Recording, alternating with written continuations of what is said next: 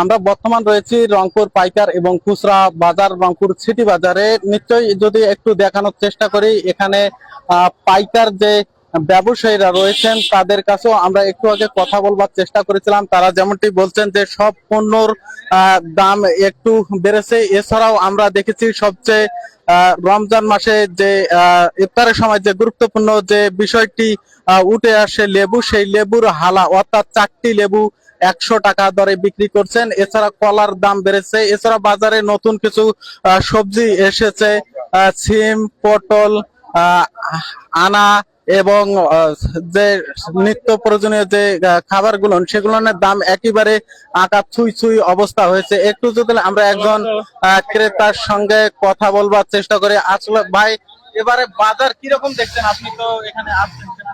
বাজার তো মুদি বাজার স্বাভাবিক আছে ভাই। তেলের দাম, সয়াবিন তেলের দাম একটু বেশি, ছোলা চিনির দাম কম, ফলমূলের দাম বেশি, আঘাত ছোঁয়া। এই অবস্থায় এখন রমজান মাসে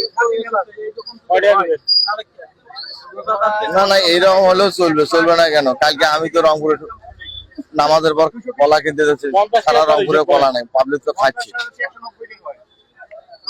যেমনটি শুনলেন, আমরা কথা বলবার চেষ্টা করেছিলাম। আসলে এবারে বাজারের যে ঊর্ধ্বগতি সেটি অনেকটাই বেড়ে গেছে। এছাড়াও যদি আপনাদেরকে জানিয়ে রাখি, গরুর যে মাংস রয়েছে সেটি 600 টাকা ছিল এর আগে। এক সপ্তাহের ব্যবধানে দাম বেড়েছে 650 টাকা। এছাড়াও আজকে যে গরুর মাংসের দাম সেটি 700 টাকা এবং অন্যান্য দোকানে 750 টাকা দরে বিক্রি করছে, অর্থাৎ 50 থেকে 100 টাকা বেড়েছে।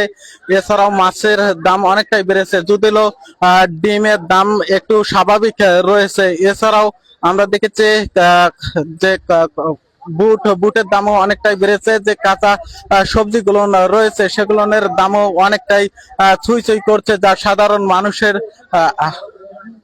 একেবারে কেনার ক্ষমতা অনেকটাই নাড়ছে। একটু যদি কথা বলতে চাই, আঙ্কেল একটু বলবেন আসলে বাজারের দাম কিরকম? হ্যাঁ, বুঝতে পারিনি আমি ভাই, তার কারণ আমি বাজারে আসলাম, দাম এখন কেবল আসলাম। আসলে একটু কথা বলবার আসলে চেষ্টা করেছিলাম একজনকার সঙ্গে। এর আগেও আমরা যে কথা বলবার চেষ্টা করেছি তাদের সাথে আমরা কথা বলেছিলাম। তারা যেমনটি অভিযোগ করছেন, আর এই বাজারের মনিটরিং করলে হয়তোবা এই বাজার নিয়ন্ত্রণে আসবেন, কারণ আজকে রমজানের প্রথম দিন। এই দিন এই প্রতিটি বাজারের যে সামগ্রী যে পণ্যগুলো রয়েছে অর্থাৎ দ্রব্য মূল্য, সেগুলোর দাম 20 থেকে 30 টাকা। এছাড়া মশলা জাতীয় যে পণ্যগুলো রয়েছে এর দাম 50 থেকে 60 টাকা বেড়েছে। মুরগির দাম কেজিতে 90 টাকা বেড়েছে। এছাড়াও মাছের বিভিন্ন মাছের উপরে তাদের গড় একটি যে হিসাব দিয়েছিল ব্যবসায়ীরা, সেখানে দেখা গেছে যে 100 থেকে 120 টাকা বেড়েছে।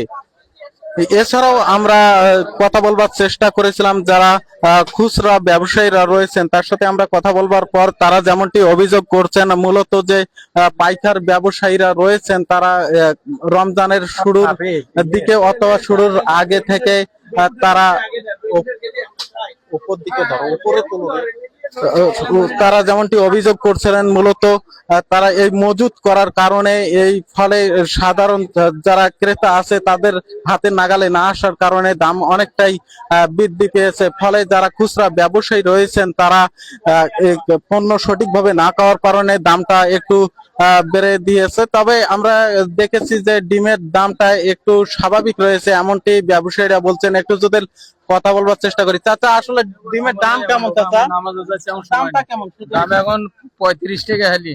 স্বাভাবিক স্বাভাবিক মানে একে কমে গেছে বাজার, খামারিদের মধ্যে।